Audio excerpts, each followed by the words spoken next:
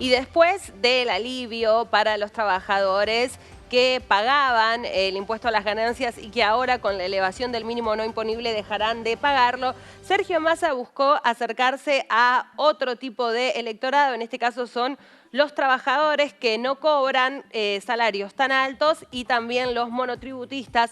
¿Con qué? Con la devolución del IVA en la compra de alimentos. Y vamos a analizar esta medida con Matías Olivero Vila. Él es abogado y contador, presidente de la ONG Lógica. Ya está conectado con nosotros. Y vamos a ver la letra chica, Matías, de este anuncio. ¿Cómo estás? Buen día. ¿Qué tal, Rocío? ¿Cómo estás? Bien, bueno, gracias por atendernos. Hasta 18.500 pesos en la compra de alimentos con tarjeta de débito es lo que dijo Sergio Massa. Así es. Esto, Rocío, te cuento que es un mecanismo que ya de alguna manera estaba operativo para compras con tarjeta de débito y era hasta el 15% del monto. Lo que pasaba era que había quedado muy desfasado ese sistema con un límite muy bajo de 4.000 pesos.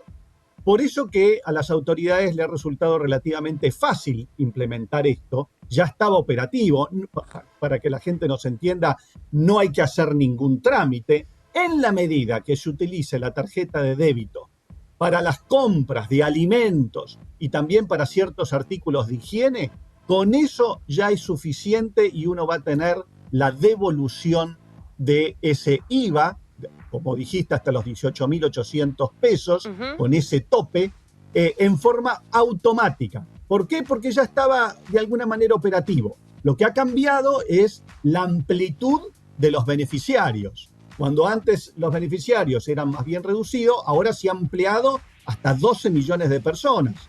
Que allí tenemos aquellos que están en relación de dependencia, Sí. tienen menos de ese sueldo que vos comentaste, menos de 700.000 pesos. Es decir, esto es para aquellos que no se vieron beneficiados por la anterior medida de ganancias, más algunos que ya venían recibiendo este beneficio, como aquellos que tenían la UH o los jubilados. Sí. También los monotributistas, Sí. también los monotributistas reciben este beneficio. Y es automático también, ¿no, Matías? Si están en una de las categorías más bajas que no facturan superior a 700.000 pesos, también es automático el beneficio. Absolutamente. La gente no tiene que hacer ningún trámite. Esto es automático y se obtiene esa devolución en la misma tarjeta de débito. Lo importante es que tienen que hacer la compra con la tarjeta de débito. Y en supermercados también. Incluido en supermercados, pero no solamente los supermercados, artículos de higiene también están incluidos. Claro, claro, varios puntos de venta. Esta medida, como vos decías, no es nueva. Por un lado ya estaba vigente para los jubilados y los beneficiarios de planes sociales. ¿Qué tanto se utilizaba, Matías, pienso? Sí, ya eran 7 millones de jubilados y pensionados y había 2,5 millones de los que reciben la UH que ya estaba operativo. Así que lo que ha hecho esta norma es extenderlo, como dije, a aquellos que no habían sido beneficiados con la otra norma de ganancias, porque ya no pagaban impuesto a las ganancias. Entonces ellos reciben este beneficio por el lado del IVA. Claro. Y también recordemos los empleados del personal de casas particulares, que son casi 500.000 de personas, también están recibiendo este beneficio. Se empezó a hablar un poco de una medida muy similar también en un contexto electoral, pero en un gobierno anterior. ¿Qué pasó en ese momento? Sí, esto fue también después de las PASO, en el gobierno anterior se tomó una medida, pero que fue por otro camino, fue la exención en el IVA. Pero ese sistema es algo más complejo porque tiene que aplicarse a lo largo de toda la cadena y eso no es tan fácil de implementar de buenas a primeras. Con lo cual, este sistema es más automático que aquel que se había previsto en el año allí 2015, después de las PASO. O sea que... ahora, Rocío, sí. O sea que no deberían tener, ¿no?, los usuarios las mismas dificultades que tuvieron en ese momento, porque en este caso se daría de forma automática. Así es. Eso, y como ya decía, había un sistema similar que se venía aplicando, que era la devolución del 15% sobre el importe de compras para ciertos beneficiarios, pero ya venía funcionando, digamos, con cierta regularidad y sin problemas. Claro.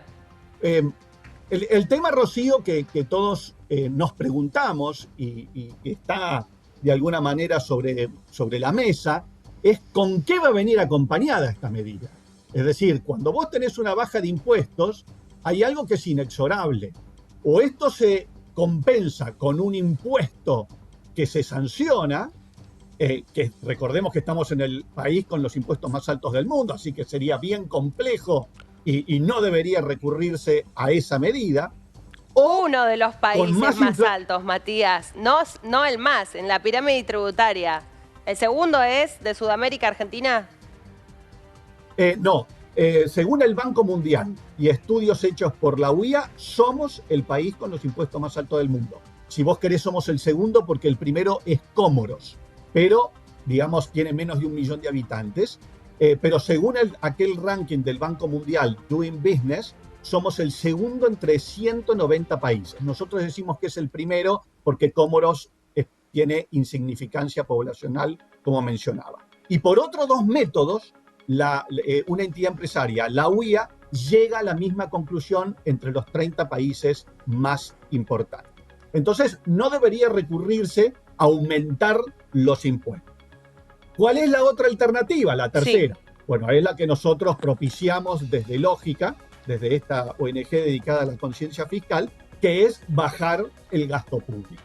Eso es lo que entendemos que es lo sano para recurrir, digamos, en estos momentos. Bueno, es el gran tema, ¿no? El gran tema de discusión en el medio ya de la campaña de cada uno de los candidatos, el equilibrio fiscal. Matías, ¿cómo ves ese debate vos?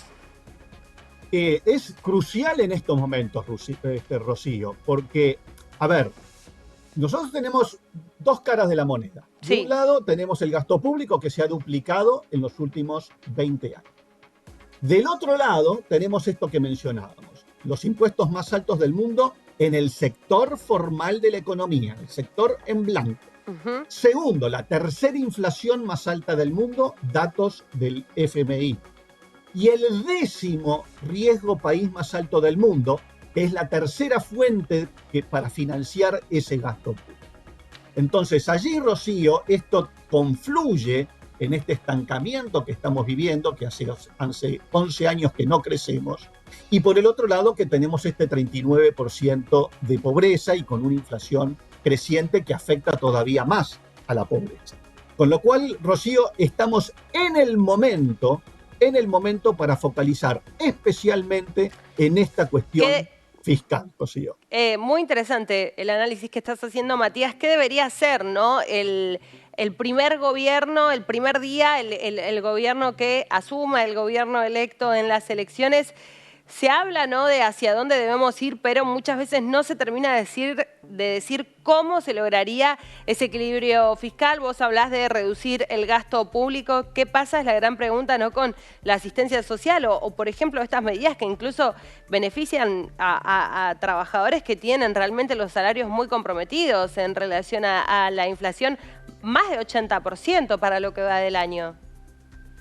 Exactamente, Rocío, y acá hay algo de lo que se está hablando mucho y hay algo de lo que no se habla tanto.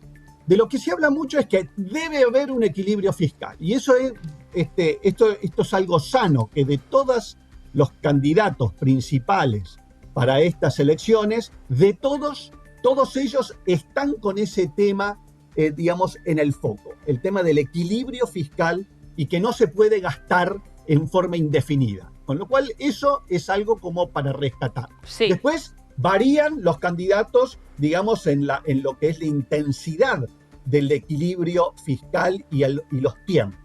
Ahora, Rocío, de lo que no se habla tanto es de la otra cara de la moneda, que es la de los impuestos. Entonces hay quienes dicen, bueno, no, primero el equilibrio y después veremos si bajamos los impuestos. El problema que tiene eso, Rocío, es que si vos no bajás los impuestos al inicio, vos tenés estos efectos. Primero, la gente va a seguir pagando cada vez que consume. 42% de impuestos en los alimentos. Sí. Ahora le sacan a cierta gente el IVA, pero están todos los otros impuestos en la cadena que llegan a ser el 42% del precio final. 48% para las bebidas, 54% para quien se puede comprar un auto, para quien puede viajar, digamos, 48% es impuestos cada vez que se consume. Es decir, te estoy diciendo, Rocío, esto, y casi te estoy diciendo que los impuestos equivalen al costo y rentabilidad del producto. Casi que estamos comprando un producto para el Estado cada vez que lo compramos para nosotros mismos. Y eso lo está haciendo los 46 millones. Ahora Claro. con esta medida, a algunos les reducen la parte del IVA, pero quedan todos los otros productos, todos los otros impuestos que se aplican sobre los productos, como impuestos internos, ingresos brutos a lo largo de toda la cadena, débitos y créditos, tasa de seguridad y higiene, todos impuestos que se ocultan, Rosy. Sí. Entonces, el punto allí fundamental es que si vos no bajás los impuestos al día 1, le seguís haciendo pagar a los 46 millones estos porcentajes que mencionan. Bien. ¿Se entiende, Rocío? Se entendió. Matías, te agradecemos mucho el análisis que trajiste, ¿no?, con un tema tan importante y que va a estar sin duda presente en la campaña. Muchas gracias. Muchas gracias, Rocío. Para quienes nos quieran seguir en las redes, sí, estamos como País con Lógica y allí pueden firmar una petición de change.org para que se visibilicen todos los impuestos en los tickets de consumo como se hace en Brasil. Gracias, Matías. Muchas gracias, Rocío.